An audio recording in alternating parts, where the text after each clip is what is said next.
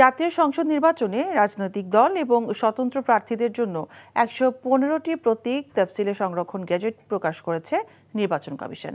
তালিকায় রাখা হয়নি জাতীয় নাগরিক পার্টি এনসিপির প্রত্যাশিত শাপলা প্রতীক। দলটির প্রাথমিক আবেদনে থাকা প্রতীক মোবাইল এবং কলম তালিকায় অন্তর্ভুক্ত করা হয়েছে।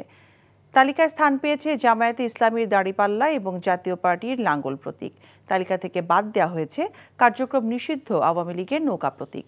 নির্বাচন কমিশনের সিনিয়র সচিব আক্তার আহমেদ স্বাক্ষরিত প্রজ্ঞাপনে এসব তথ্য পাওয়া গেছে। প্রজ্ঞাপনে বলা হয়, representation of the people order ১৯৭২-এর আর্টিকেল 94-এ প্রদত্ত ক্ষমতা বলে নির্বাচন পরিচালনা বিধিমালা ২০০৮-এ সংশোধনী এনেছে নির্বাচন কমিশন। তালিকায় নিবন্ধিত ৫১ রাজনৈতিক দলের ৫১ প্রতীক ছাড়া অন্যগুলো থেকে নতুন দলগুলোর প্রতীক বরাদ্দ দেওয়া হবে।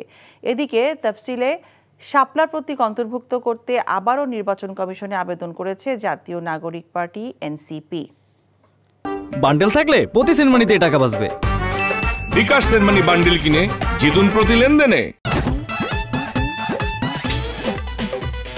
এতদিন শুনছি চান্দে অমাবস্যা লাগে, আজকে দেখলাম শুরুতে অমাবস্যা লাগে।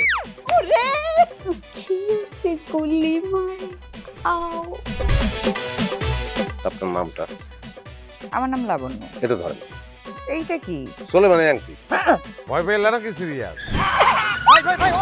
আমগো চোখে তো এখন কাঠের চশমা। দুটা খেজুর কাটা নিয়ে চক্ষু দুইটা উঠানো হইলে আমারে দান করে দিন। কারো পোষ মাছ আর কারো সর্বনাশ।